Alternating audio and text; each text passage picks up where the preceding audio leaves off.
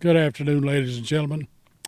This is old Coach George. We're up in our M.A.S.H and GPS headquarters, and it is a beautiful day here in North Georgia. Now, you guys are going to hear a lot of motorcycles and things like that in the background because we're right in the middle of one of the major motorcycle runs in the mountains. And again, we're just excited to be here. And we're here today for a special event. This gentleman sitting beside me over here is, oh my goodness, he's a combat medic. And not only that, he was my combat medic. And it is such a pleasure to have him here. And he's here because of the wall behind us. And it is our hero wall. And Doc is putting another hero of ours on the wall today. And how the wall works is somebody wants to put a hero on the wall, they sponsor that person. So today we're putting Hess on the wall, and that is Doc's hero.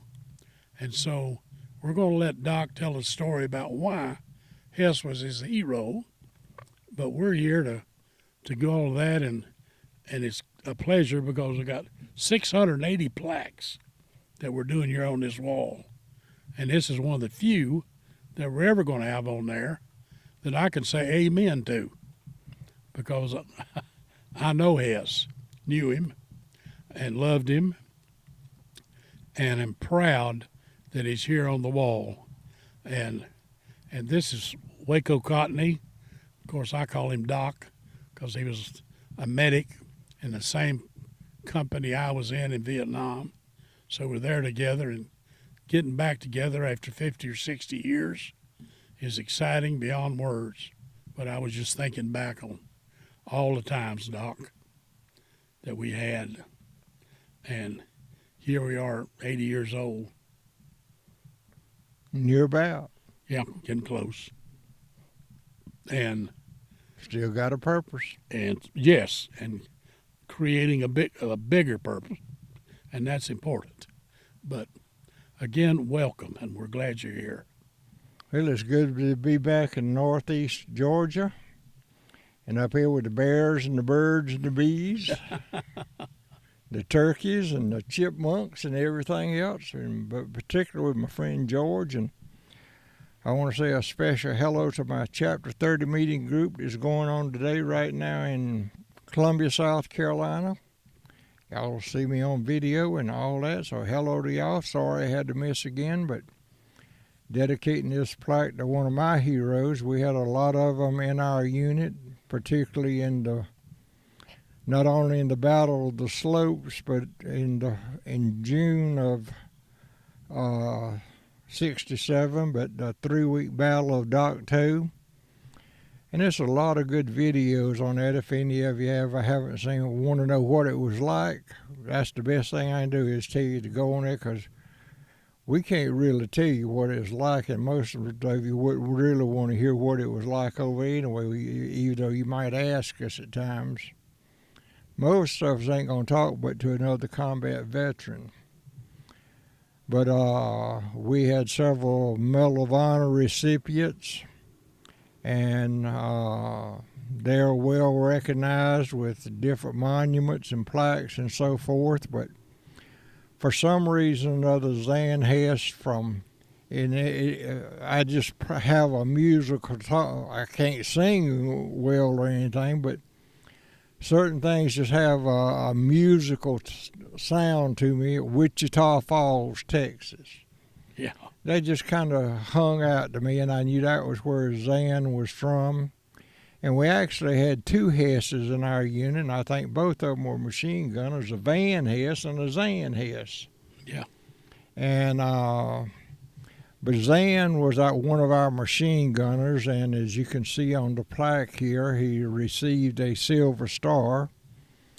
everybody talks about earning or winning medals, but you don't do that. You are awarded medals because it's not a competition to see how many you can get, where you can get more than Audie Murphy or Sergeant York or anything else. So, I think some of them think that's part of the situation that we're in, but it's life and death out there. And that was sort of my motto, and I got branded after they took my 45 away from me. I got branded as a conscientious objector, but that was okay too because I said I came to heal and not to kill. So everybody branded me as a conscientious objector, and a lot of them didn't want to have anything to do with me, but I really had a close friendship with Zan, and he had his machine gun and he named it Linda. And he kept that well oil because that was his lifeblood. On any of our weapons, that was your lifeblood, keep them cleaned and oiled, but he kept it clean. He said, this is the way I'd be petting my girl back home, and this is my Linda. The legend has it that the day that I was wounded, we had half of our company wiped out, killed or wounded in November of '67 in a 3-week battle. The legend has it by several folks, so I take it pretty much as gospel. They say he melted down the barrels, but some say you can't melt down a machine gun barrel, but whether they malfunctioned or overheated or whatever, he had to, my understanding, he had to replace 3 machine gun barrels before he was finally killed himself. So he's always been my hero, and I've looked up his grave site and everything here a while back when we got to talking about the Hall of Hero and who I would want to support, and I think my buddy thought I was going to put Chaplain Waters on, who was one of our Medal of Honor recipients, and we had a couple of other guys and a couple of medics that received the Medal of Honor and so forth. But Zan is just one that stood his ground and stood his post, and like I say, just had to repeatedly change where they got jammed or whatever. He heated them up so much that they had to wear gloves to take them off and change to a colder barrel to be more accurate shooting. And on those M30 machine guns, I don't know what their rate of fire was per minute. You might remember, George. I don't remember. It was 500 or 600 rounds a minute. Bunch, yeah. They were just constantly feeding and clipping more on, and you'd see guys wearing whole bandoliers, the assistant machine gunners, to keep those guns fed and keep extra barrels with them. But that Battle of Docto was the longest fight and the biggest and the deadliest fight that we had in the whole time that we was in Vietnam. The Battle of the Slopes, like I say, in June was bad enough, but that 3-week battle, we lost 3 battalions, nearly 1,200, 900, well, about 1,000 people, 900 something wounded and 98 killed in a 3-week period. And so we got wiped out pretty much. We was fighting regular North Vietnamese, and they had gas masks just like we did, and they was well trained, and they was fierce fighters, and we was about 1 mile from the Laotian and Cambodian border. But nobody could figure out what was going on till they finally figured out they had snipers chained and padlocked in trees to let the main body get back across the Cambodian River into safety where we wasn't legally supposed to go, but they did make some excursions across the river. But usually if they got back across the river, they was pretty safe. Yep. And we were about a mile where we were fighting in that 3-week-long battle that ended with the Battle of Hill 875. But that was just a 3-day battle out of 3 weeks, and like I say, we lost men just about every day of that whole 3-week period, and culminated on Thanksgiving Day, and they got a cold turkey sandwich, I think, for lunch on Thanksgiving Day to celebrate the taking of the hill, and then walked off with all the dead bodies and didn't look back and went to the next hill. But I was gone by then, and I didn't see that part of it. And it was by act of God. After 9 months, I never did get a rest and recuperation or an R&R, and I stayed out in the field most of the time that I was there. And I'd finally got off for the one night, and they started taking wounded medics again. So they told me to go back out the next day, and just by God's hand, I asked my battalion surgeon if I could go back with the Bravo. They was going to assign me to A company or Alpha company. And I said, can I go back with the boys that I was serving with the whole time? Because we was right at the same artillery shelling place. And he said, yeah, you can go back with them. So that young boy went over to Alpha Company, and I went back to B Company and spent the night there. And the next day I got wounded, and then he ended up on Hill 875. And I think out of 12 or 15 medics, my understanding and what I've heard, only 2 medics walked off of that hill alive. And I always never did even know the young man's name. I just gave him a D-handle shovel and my gas mask, and the next day I needed it. We walked right in to get tear gas, and I didn't have no tear gas mask or anything. Yeah. But we got through it, and so I've always wondered what happened to him. One day I'll find out. But Yeah. whatever his name was, God bless you for taking my place there and letting God use me still here. And I hope you're one of the 2 that made it off of that hill. And we're sitting around this morning watching the animals come in and out. And I was sitting watching Doc watch the animals. And all these years later, all that stuff rolling through my mind. And ladies and gentlemen, this ugly guy right here, this one, has been preaching for 50 years. And if you could have seen his jaws when he come off of that hill up there, you'd have thought he'd never speak. I didn't think I would. Yeah. But I knew I was going to make it out. Nobody even thought I'd make it out alive. Right. I was But one I of laid out all night. Nobody thought I'd make it. But God said, 1,000 shall fall at your hand and 10,000 at your right hand, but it shall not come nigh unto thee. Only with your own eyes shall you see the recompense of the wicked. And my grandmama tore that out of the Bible in World War II and gave it to one of my uncles who's in the Navy. And right before I went to Vietnam, he pulled it out of his wallet and gave it to me. And that was my promise that I lived by. I might get wounded, but I was coming home. Boy, that was me. I'm going home. And then old George heard me and my radio operator talking one day. Well, I don't think we've ever told this, so I'm going to tell this on him now. And he said he was walking up and he overheard Claire Moore and myself talking about who was going to make it out. And I said, if anybody's going to make it out, biggest guy coming down the alley, old George is going to make it out if anybody does. And then if they didn't take him out of fighting and put him in as a company clerk and started writing up orders for everybody, took him and he didn't even fight with us anymore. Yep. And that was a lifesaver. It really was. But like I say, just like myself, it was God saving. Yep. Me just asking.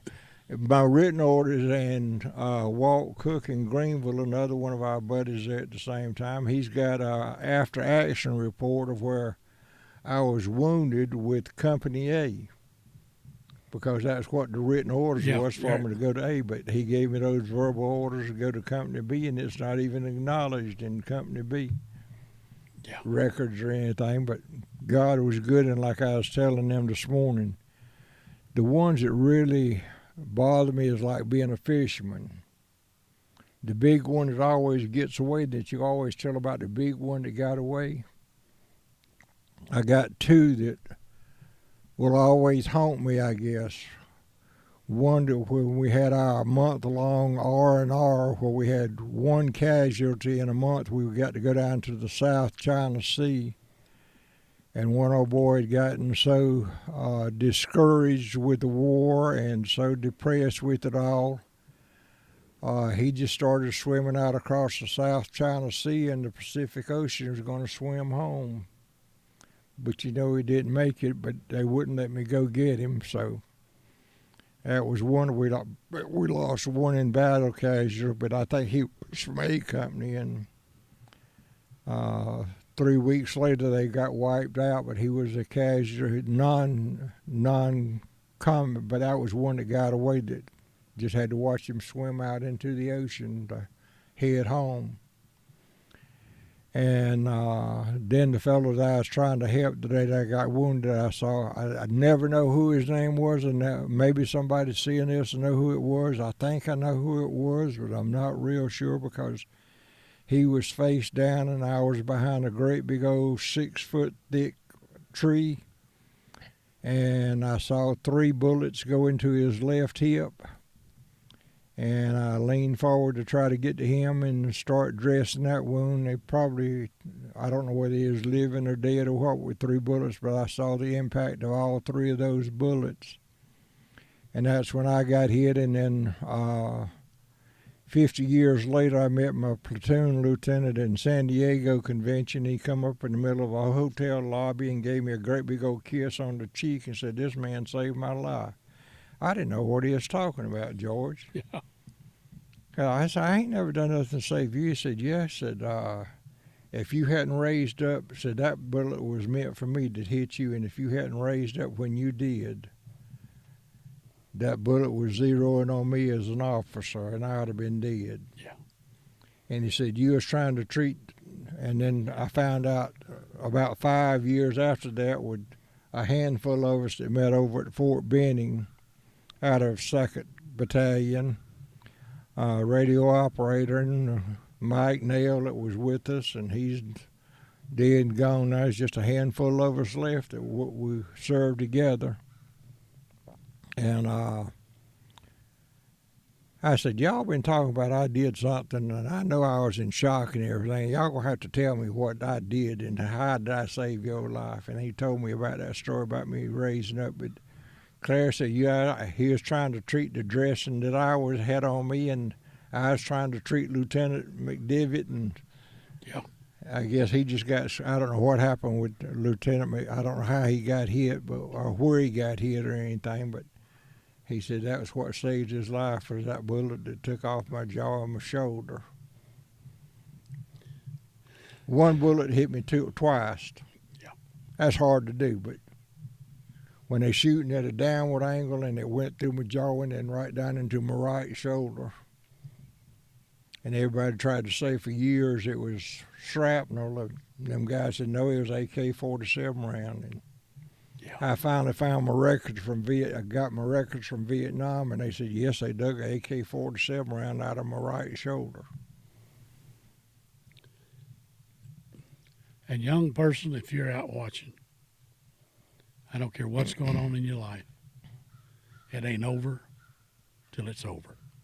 And there's good and bad that happens to all of us, and there ain't no rhyme or reason. Just place yourself in God's hands, and he'll be with you in the storm, and he'll be with you in the calm.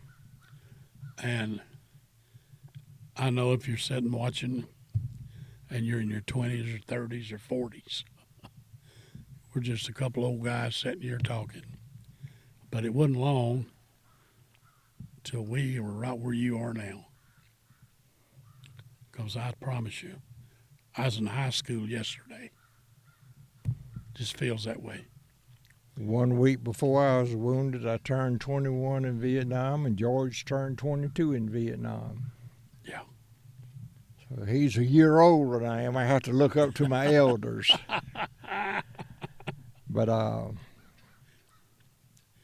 But it's a lot that happens in combat. We had our humorous times. I'm going to give my one little humorous story. Go right ahead, buddy. The first week that we was there, we had to go to jungle school and get acclimatized to the weather because it was so hot and humid.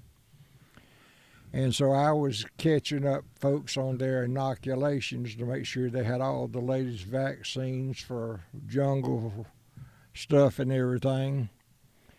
And we were lining them up coming through the B-Mid office and everything, and one guy's giving him 1 or 2 or 3 shots at a time in both shoulders.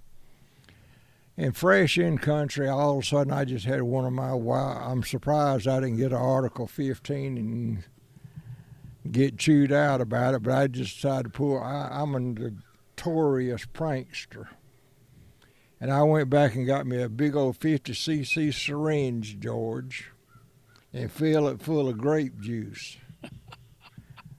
And then got me an 18 gauge spinal tap needle and put on the end and went out, and I was acting like I was getting ready to give a shot. And I don't know, again, I'm just in country 2 or 3 days, and I don't know nobody from nobody.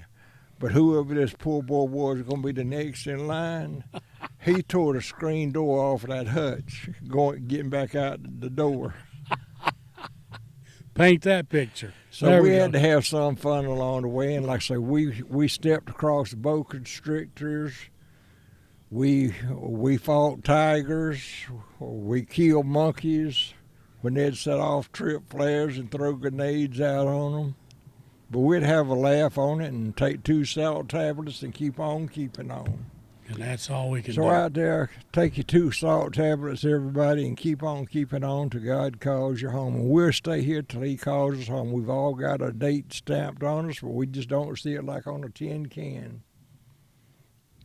But when our date of expiration's up, He'll say, come on home, son, and I'm ready. I am too. And that's great. And I want to say a special tribute today while we're here just talking.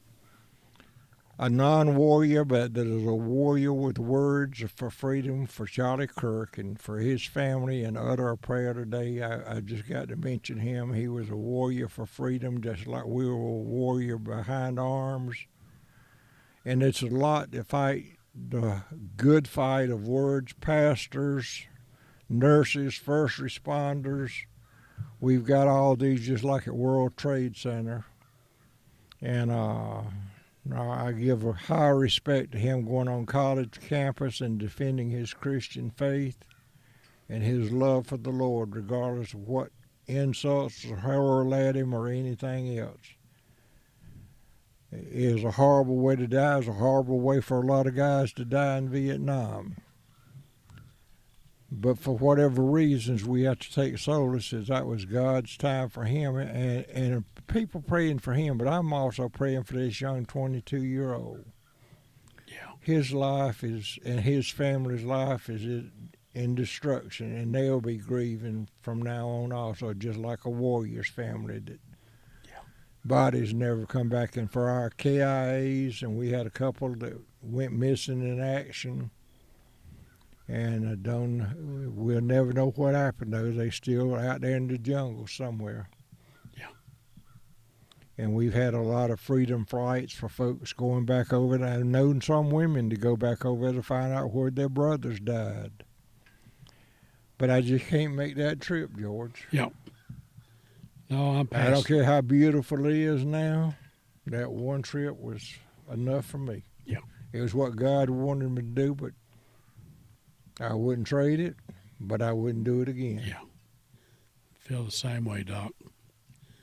And ladies and gentlemen, my heart is loving what we're doing here today, loving this ministry that's happening here, and loving my friend Doc Cotney for being here today. And this will continue, because we got 680 of those to dedicate right here on this wall. And this was number 7. And please, folks, if you've got someone that's a hero out of any war, George has got granddaddies and all that from World War I medic and all the way through it. A lot of his family and his father-in-law and mother-in-law started this Northeast Georgia Cemetery for veterans because there ain't no national cemetery nowhere around for them. So they're following up. Him and Miss Jeannie are following up on that and doing a great job on it. They just cleaned off space for another 150 grave sites here. But we really appreciate your support and getting some hero that you have. It could be a somebody's a battle buddy. It could be an uncle Or a mother. or a mother. Because we've got 7 nurses on the wall that were killed in Vietnam from mortar rounds and so forth coming in. I think 2 of those were male nurses and 5 female nurses, but there are 7 nurses on the wall from Vietnam that were killed in the hospitals. There was really, you talk about safe places. There's relative safe places, but it's just like out here. I tell people life is a combat zone.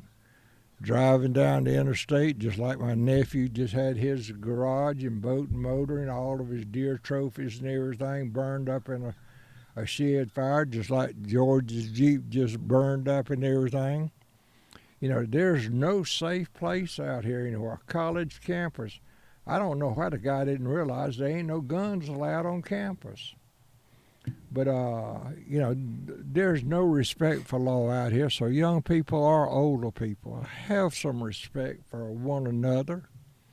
And you can have a civil talk and sit down. You don't have to come to fisticuffs, and you don't have to be on drugs and alcohol and all this and try to be the biggest and baddest man in the.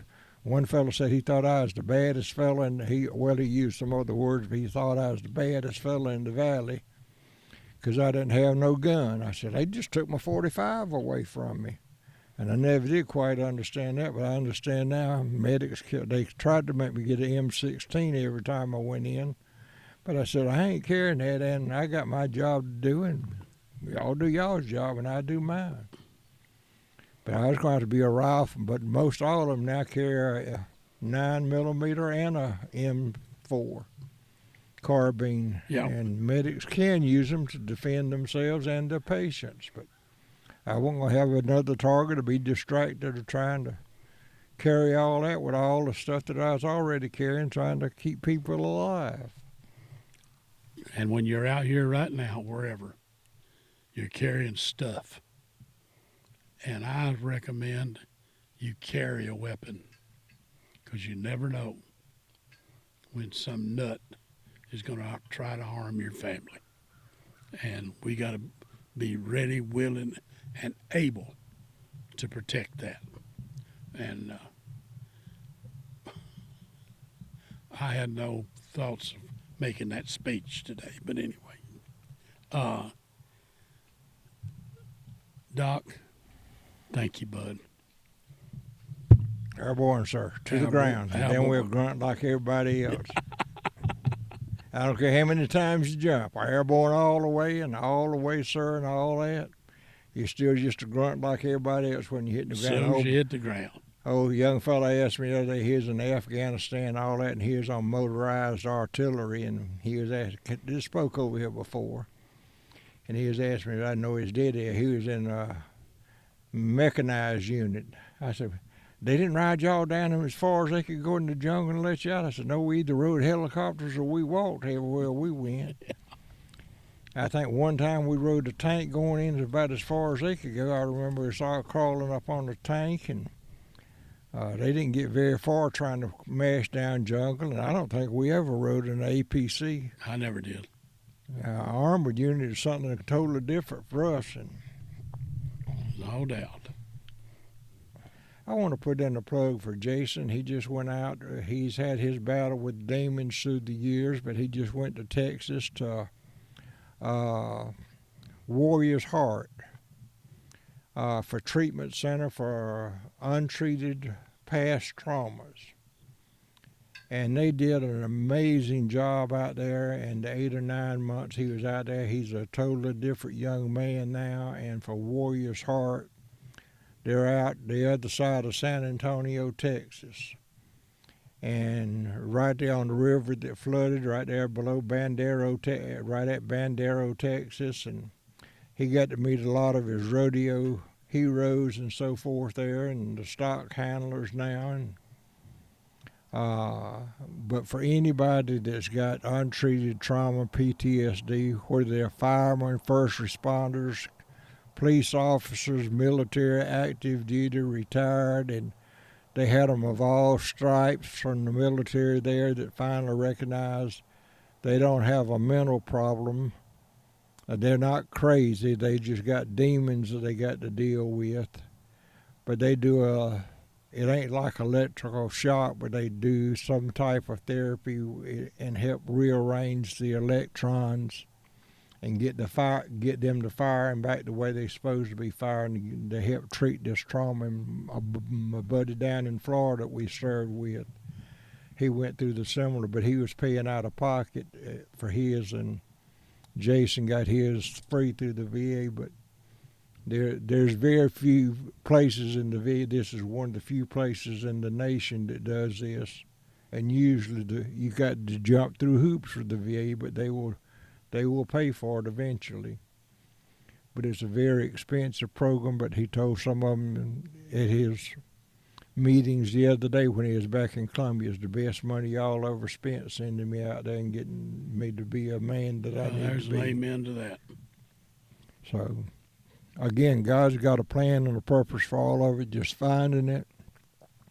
And in serving others, that's where we're going to find it more than anything else, other than trying to make ourselves the Mr. or Mrs. It. It's in serving others, just like Miss Flo did, and like so many have done. That's where it's at, in serving others. And let's have a free exchange of ideas without killing one another and having mob violence on the street and just wrecking America, this great life that so many young men have laid down their lives for. But we didn't give you a freedom to go out and kill one another uselessly and just over different political viewpoints. We gave it so you could have a freedom to speak your own mind without repercussions. And Yeah. that's what we're supposed to have. And the freedom to worship where you please and how you please as God lays it upon your heart. But so many say, where is God and all these things? He's right there. He's still loving you through all that. And he'll still love you regardless.